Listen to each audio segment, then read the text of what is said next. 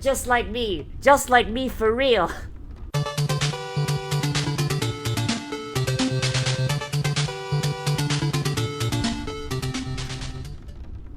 Hello there, runner, and welcome to another Saturday, which means it is time for another Live Watches Yokofushi no Uta, or Call of the Night, whichever you want to call it.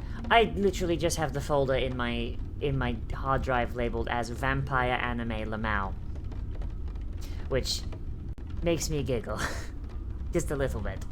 So, on our last episode, I guess we got to peek at a little bit of this world's version of the Camarilla, I suppose.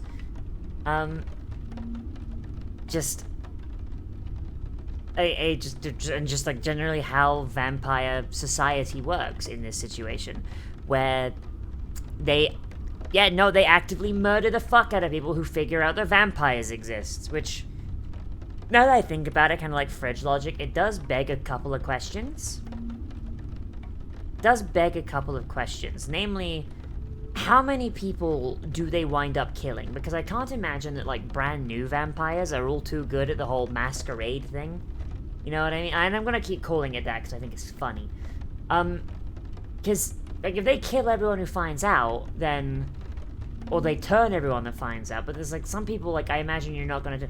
That's a lot of murder in a country with, like, what's Japan's murder rate? Like, fucking, like, less than 5%? Right? So it's like... Like, that's... Yeah, like, that seems like that would be something that would kind of tip off the public.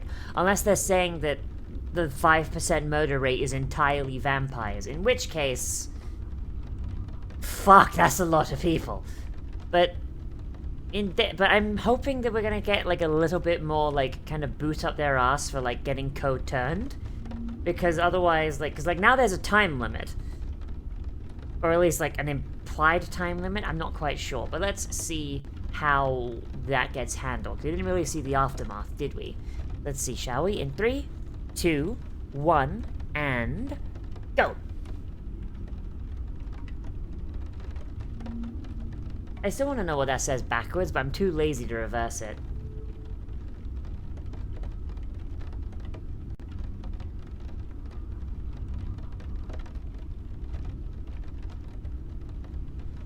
Our situation is built on a simple transaction. She gets really tasty sex, and I get to become a vampire. Sex in this case just being sippies. Because apparently sippies is equivalent to an orgasm for a vampire, which... the most ace fucking thing I've ever goddamn heard.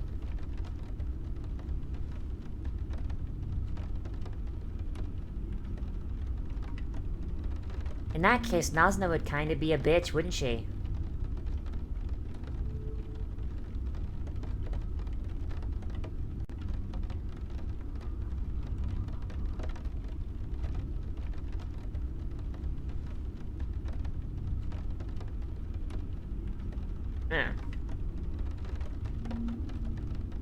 Like, that, for now, makes me think that there is very, very much a time limit on this.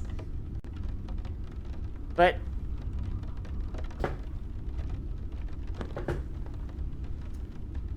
what if the big... because we haven't seen a male vampire yet. What if all vampires in this world are female? And that short-haired one in the jumper is just a fucking femboy. 1 year!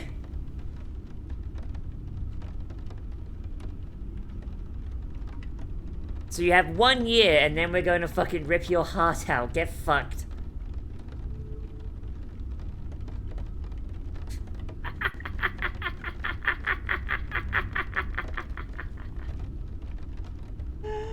Oh my god.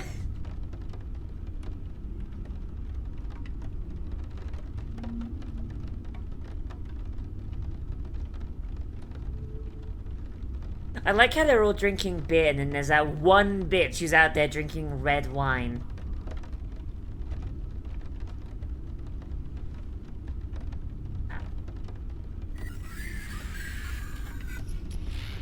Oh!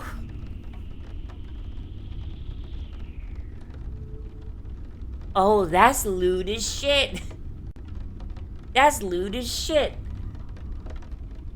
And welcome to the stream, Swadwani. Welcome to an anime stream. It looks a little different than normal, but I'm glad to have you here. We're watching Yokofushi no Uda.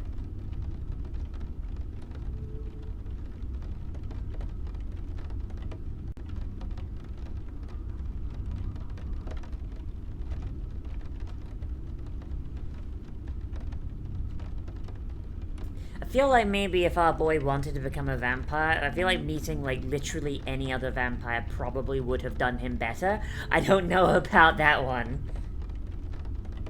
I feel like maybe our boy would have benefited from, you know, literally any other sire. Oh my god.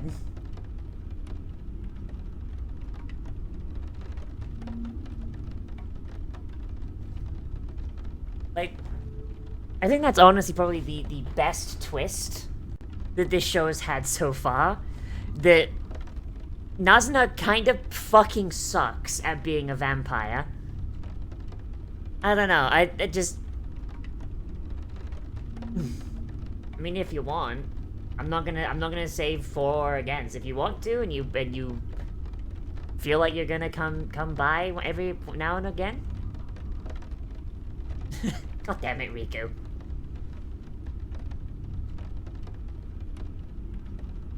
Oh, okay, so I completely... So I have a case of really bad anime same-face disease, I guess, because the vampire in the business suit this entire time I thought was the girl that they gave the fucking massage to, and I have no idea how the fuck I did that, 'cause she's a redhead.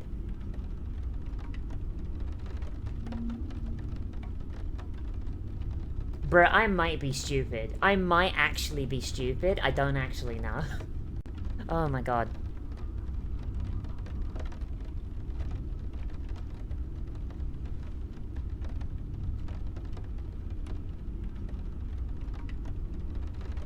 Hasn't it only been like a week?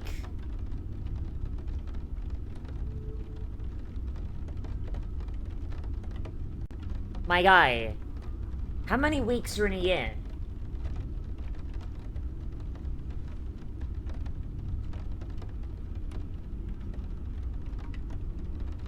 Like, how many weeks are in a year? Like, he's only used, like, 1 week out of however many. Like, I swear, like... I swear, she's, like, gonna turn out, like, the big twist is gonna be, like, she's from a family of fucking vampire hunters, like Van Helsings or some shit. Because she is way too chill about this whole vampire thing. She is way too chill about this whole vampire thing. Like, oh my god.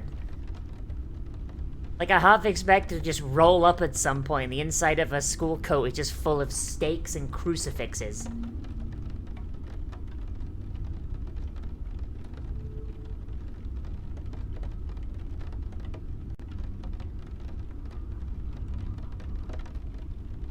Bruh, just fall in love. It's not that hard. Come on. Stop being lame. Just fall in love. It's that easy. Just come on. There you go.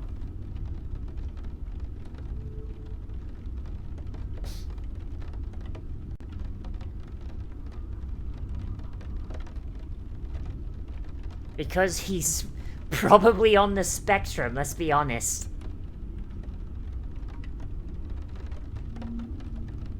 It's another boy from the opening!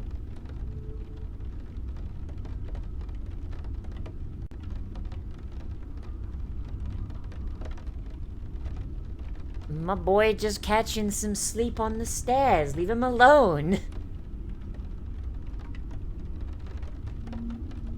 Like they've, like, you know, like she's never, you know, taken a quick little nap in school, right? It's a Japanese high school. They probably fucking get zero sleep as it is.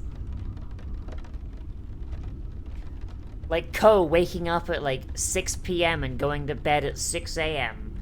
is probably actually getting a better night's sleep than most of these motherfuckers.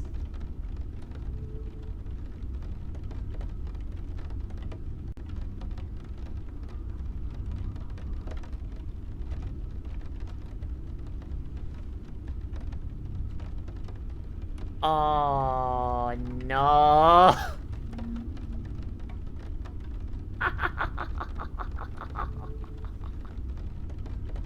Oh, no, our boy's been turned into a juice box. Let's go.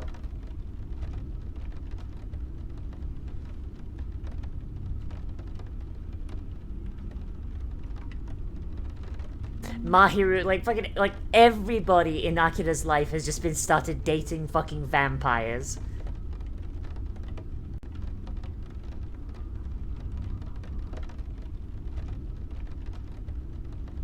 Like, she's probably sitting here like, oh man, when do I get a fucking vampire wife? Shit.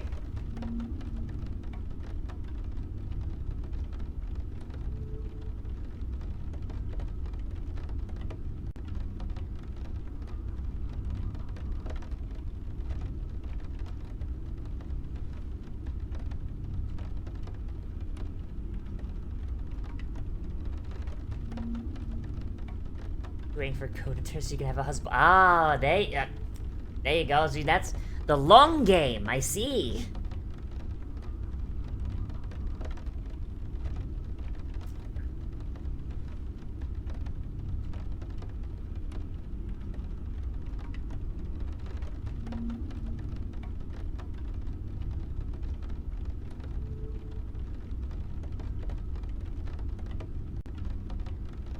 Like, I can't wait for, like, the big twist where, like, Ko and Mahiru meet up, and, like, he's dating the vampire in the sweater or something. You know, like, I'm just waiting for that big twist. Like, they meet up, like, Ko and then Nazuna and the sweater girl just, like, jump down from the fucking roofs and be like, oh, shit, that's awkward.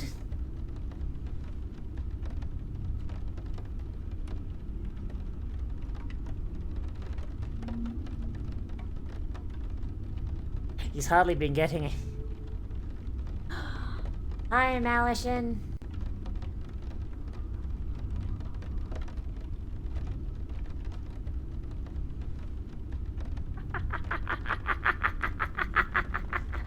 Oh, I like... This one's my favorite, by the way. This bitch my favorite. I like her the most. Not gonna lie, there's something about Bimbo Vampire that, like, honestly make my brain do the happy. Because, honestly, that is the most... The whole idea of a bimbo vampire, or a vampire pretending to be a bimbo to get blood, that is the most novel fucking concept I've ever fucking heard. Like, because most vampire stories happen in, like, you know, adult settings kind of thing. Like, you don't really hear much about, like, vampires that look like teenagers, right? But, like, acting like, you know, a late high school, early college age, like, bimbo kind of person, and using that to lure people in? That is the most novel fucking vampire cover I've ever fucking heard. And then here's the real her. I'm doing alright. I'm just a little sick. I'm a little sicky.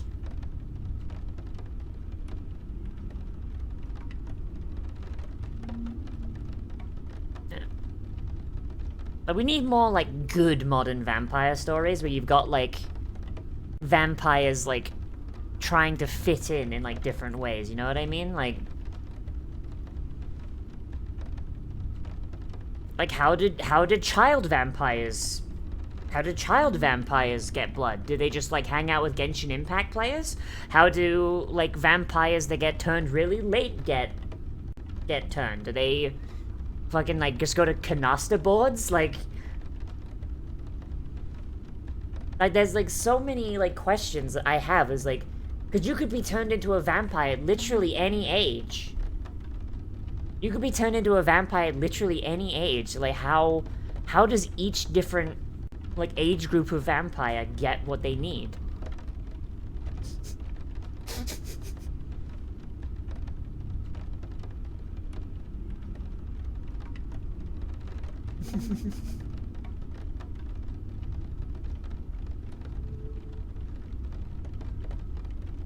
They look like they're really having fun watching this rom-com.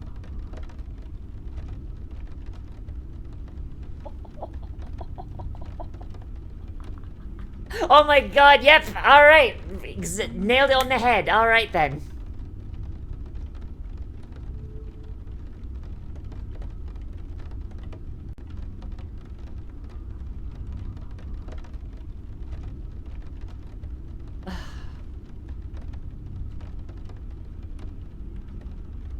Oh, this poor boy.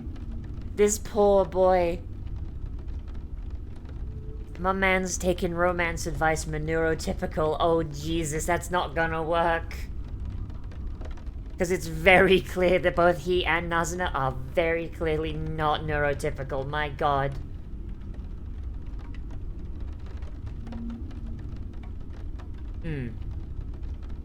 Yeah, exactly, Uncharted. Like, I'm talking like vampires in general, not just this rule set. But yeah, you're right, you're right.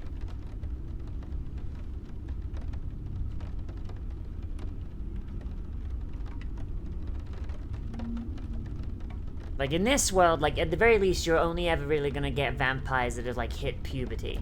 Which, I guess is a good cover, like, holy shit.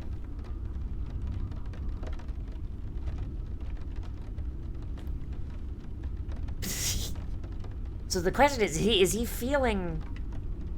Is he feeling dead inside because he failed something that is necessary for him to stay alive in a year? Or is he upset for romantic reasons?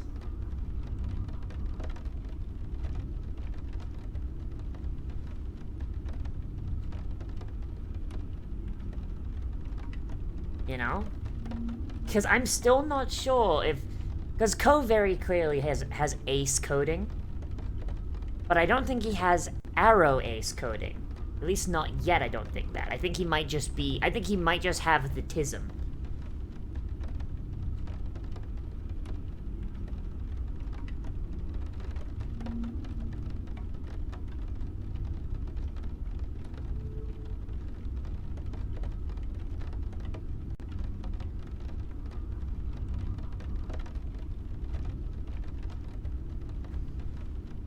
What is a date, actually?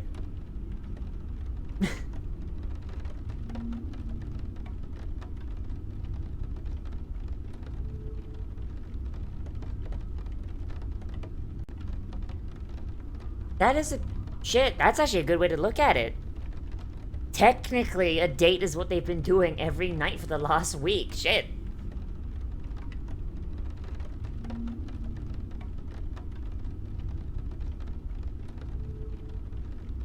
God, that sippy noise is just really not great. I think that's like probably the only thing about the the sound design. The only thing about the sound design of this show is that, like, the sippy noise kind of sucks.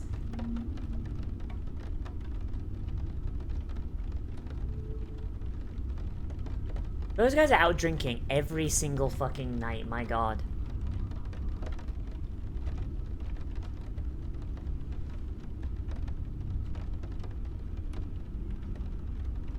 Holy shit, our boy fucking pulls, my god. I thought he'd wind up dating one of the vampires, but alright then. Your interpretation, he's Demi? Oh fuck, if he was Demi, that would make so much sense, holy shit. Yeah, no, our boy is 110% Demi. Yeah, that bolt from the fucking blue, that one. 'Cause that's very accurate based on what we've seen so far.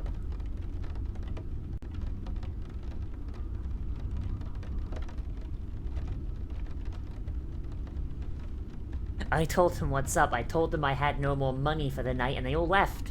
Always happens.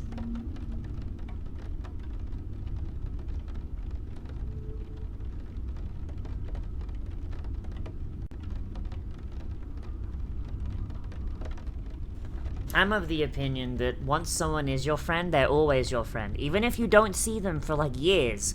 The moment you see them again, you get out the fucking rope and you tie that motherfucker down. You ain't getting away again, motherfucker! Hi, Tia. You're cringe.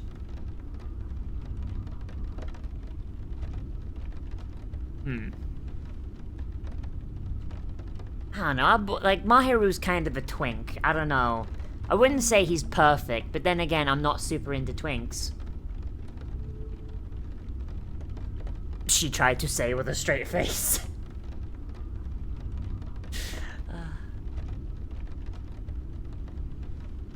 I mean, he seems about as dense as fucking tungsten, so I think that might be a bad thing someone could say about him. I don't know about that one.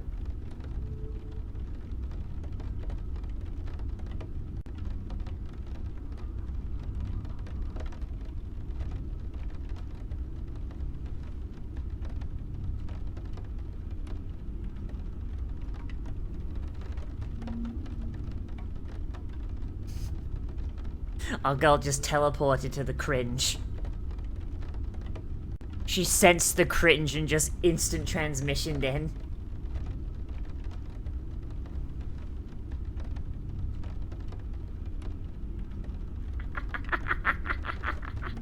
A friend group made entirely out of night owls, my god.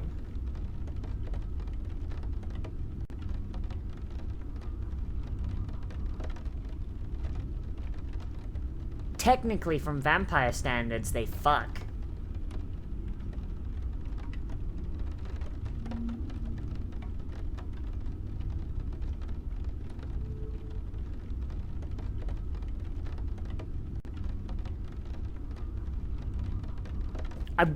I want to see if it's one of the vampires.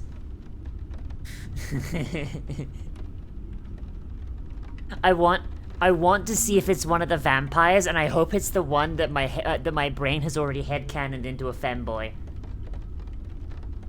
Because, like, we haven't seen a single male vampire, have we? What if that's the big twist? If a man gets turned into a vampire, he either out and out turns into a girl, or he just becomes a femboy. That would honestly be the most fucking hilarious twist.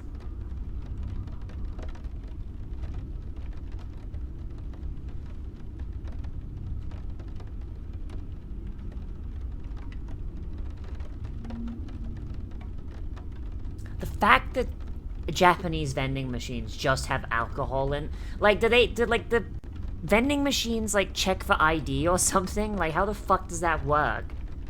And if not, then how does Japan not have, like, the worst underage drinking problem?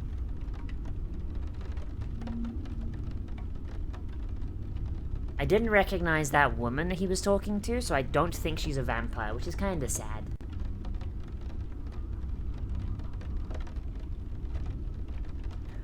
They're gonna hold hands.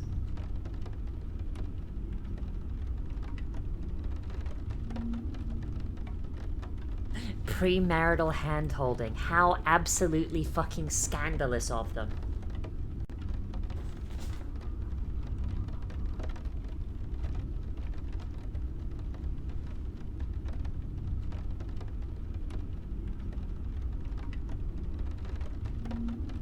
Jeez. They're definitely going to hell for that.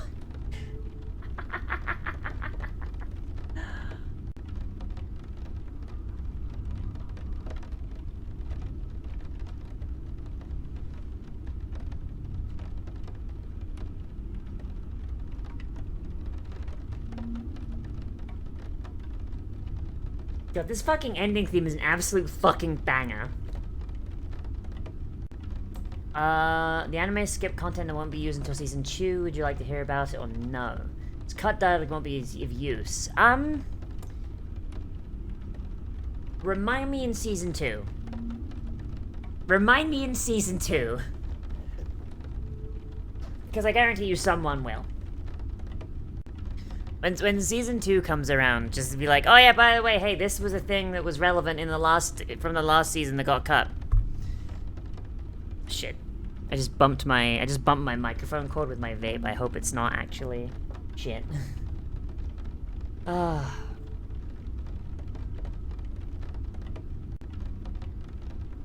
gonna be honest, I've heard some of the rest of the discography from this band. I don't want to be mean, but I think this might actually be the best song they fucking made. I've heard some of their other songs, and God, this one just fucks so hard. I feel like they made this song, and it's like, oh shit, we have to follow it up. I don't know. I'm not saying the rest of their songs are bad, I'm just saying that this one is such a fucking banger that, like, oh my god.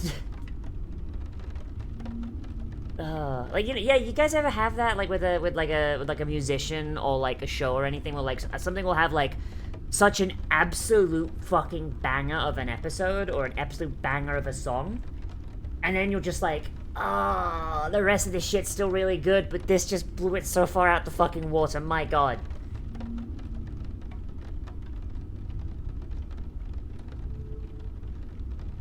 Like, fuck.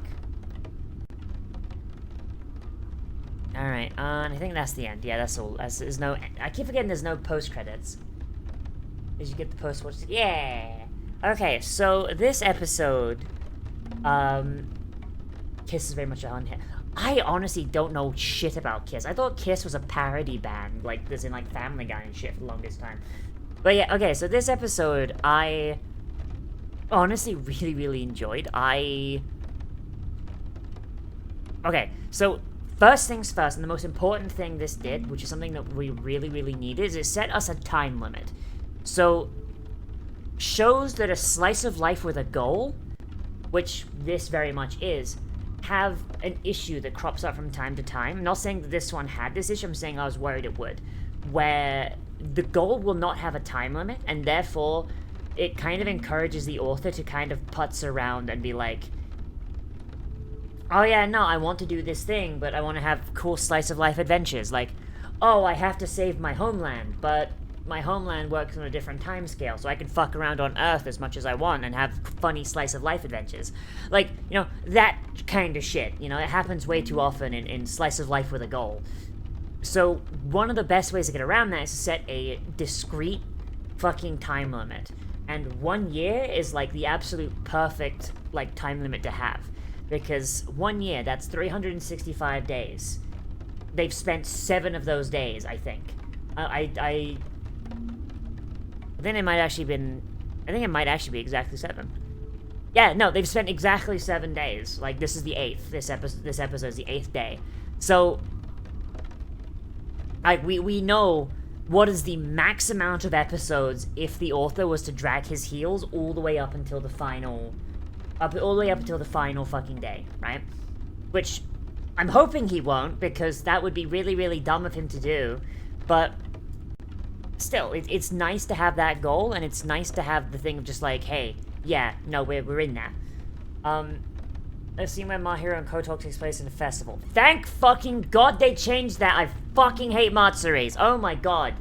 I hate Matsuris so fucking much! Oh my god. Okay, but like, yeah, like, that establishment of just like, right, you have a year. You have a year to not fuck this up. That honestly puts my mind very much at ease, because, like, imagine if this show just dragged on for, like, fucking decades, and we just see Ko slowly fucking growing up. Oh god, that'd be cringe. And it also establishes that there could be some twists, you know? The 8th night kind of thing is just the amount of episodes, not the actual time. Isn't each episode a different night? I think it has been so far, right? Or have I missed something? I could have forgotten one, where, like, it was, like, 2 parts of one night, but I don't know. But, yeah, like, but, like, still, that setup still gives us, like, a rough episode count, maximum. Like, that's still, you know, 300 fucking episodes that we're not gonna, hopefully not gonna get to, but, I mean, hey. Because, shit, do I really not want to suggest this series and be like, oh yeah, no, it's like One Piece. The introduction of Mahiru was actually pretty natural, and I did like that quite a bit. And the fact that it kind of, like, connects between, like, Akira speaking to Ko and then Akira meeting him, and they've both got very, very similar issues of, like, you know, like, staying awake really late, but, like, for different reasons and having different mentalities about it. That, honestly, I like quite a bit, because Ko's kind of like a socially awkward idiot who's fucking a vampire, and Mahiru is just dating a normal girl that happens to work late, I think. I don't think that was a vampire. Okay, hang on. Let's scroll back to the where all the vampires are gathered. Scroll back to where all the vampires are gathered. Okay, can I get a wide shot of all the vampires, please? Okay, so the girl Mahiru was dating had dark blonde hair. No, I don't think he was dating a vampire. Or at least he wasn't dating a member of the pseudo-Camarilla that we saw in the start of the series. Or start of the episode, even. I'm just gonna scroll over to Mahiru.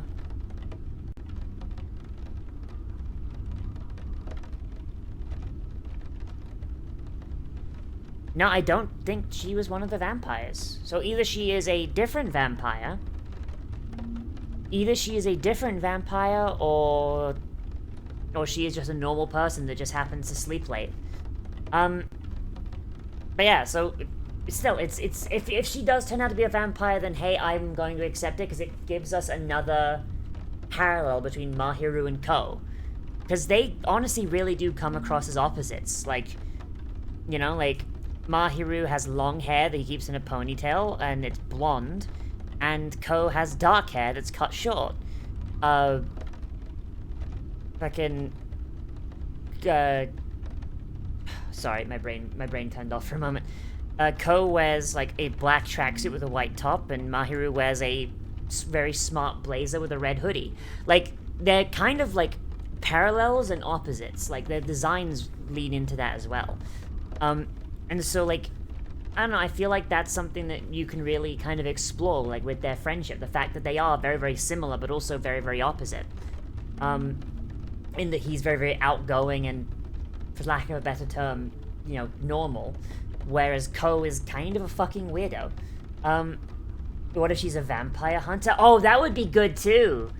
If she was a vampire hunter, that'd be another thing that would lean into that reading of him as a character. Like, he's dating a vampire hunter, and he's dating a vampire. That would be kind of actually pretty neat. I like that read. I like that. I'm nicking that one. Yeah, like, I honestly really like this. Like, there's not, like, a ton of, like, vampire lore going on here, but, like, just the interpersonal kind of, like, setups here are actually pretty good. Like, Ko's doing his best to try and lean into the whole, like, hey, I have to fall in love kind of thing. And just, then we get to see someone who's a lot more put together than he is.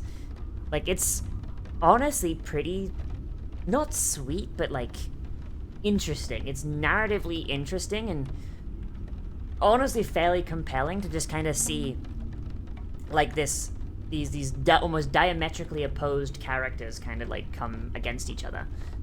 Remember that Ko was quite popular in school, Naka has mentioned a lot of friends, but he does not know how to interact with people, does not in a genuine fashion. Yeah, so once again, leaning into the fact that I think Ko might be autistic. Because autistic people, hey, guess what? It's very, very easy for autistic people to feel like we don't have any friends. It's very, very easy for us to fall into that trap, because a lot of times when we're interacting with the normal people, is, like, a lot of it is, like, us, like, actively taking steps to be like, okay, I have to act a certain way, I have to respond in certain ways to this stimulus, I have to do this. Basically, a lot of, when you see an autistic person in public, and they're, like, I don't want to say adjusted, because that makes it seem like being autistic is bad, but, like, when they're stealthing, I guess, for lack of a better, to steal a trans term for the autistic community, when they're stealthing, a lot of their personality is kind of either scaled back or altered to basically fit the normalized view of society, and people make friends with them, but because the autistic person isn't really being true to themselves when they're out in public, it becomes very, very easy for them to feel alienated and friendless, despite having maybe even, like, 10s or 20s of friends, because they don't feel like the person that they're being out in the world is actually them. But even then, no matter how stealth we are, nobody's mask is perfect, and people can see through it if the right stimulus are applied, and a lot of their friends do actually care for them, even if like the persona they see is a lot of times fake. Because it's not always 100% fake, because guess what? The persona still has to originate from somewhere. This is actually a really big issue that's honestly caused by society forcing autistic people to go into that stealth mode. Yeah, see? Daniel's got it, yeah. So Ko is very clearly, like ace-coded, or like demi-coded, but he's also very, very much autism-coded. And I feel like that very, very much, I think that's less coded, more explicit, because why else would he have so many friends, and yet feel like he has no friends? That's very, very much an autistic trait, like, speaking from personal experience, like, holy shit. Yeah, it's honestly really fun to see. I like it quite a bit. Like, fuck, was this show made for me? Fuck, all they gotta do is add in a trans character, and I'm gonna add in a trans British character, and it's like, ah, fuck, bingo, just like me for real.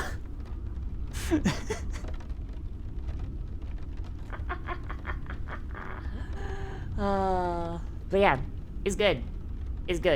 It's fun. I like it quite a bit, and I think that's really... Thank you for the pats. But I think that's all I really have to say about this episode so far. So let me know what you thought of this episode down there in the comments if you're watching this on the recorded, edited version, and if you're watching this live, let me know in the chat. But honestly, most of you have been doing that already. So... So, we're gonna leave this here. If you're watching this in the edited version, you want to catch this live, then hey, make sure you swing by twitch.tv/LiveTheCyberDoll, which is linked in the description and in the upper right-hand corner of the video. That'll take you right there. We are recording this at kind of a weird, like, time. We're recording this at the usual stream time today, because I am sick as fuck. But generally, we record this, at around 10:30 a.m., I think... Call of the night we generally do on Fridays, if I remember right. And hopefully I'll see you guys there next time. Remember, if you want to support the channel, you can always do so through Patreon, Stream Elements, Twitch subs, YouTube memberships. There's all sorts of shit you can do. So if you hate one company, there's another company that's there to help you support your favorite streamers. And if you're watching today this comes out, I should be streaming at 4 o'clock Eastern Standard Time, and hopefully I'll see you guys there on my Twitch channel. As always, everybody, I am Liv, the Cyberdoll, and I'll see you in the next one, Renna. Bye-bye!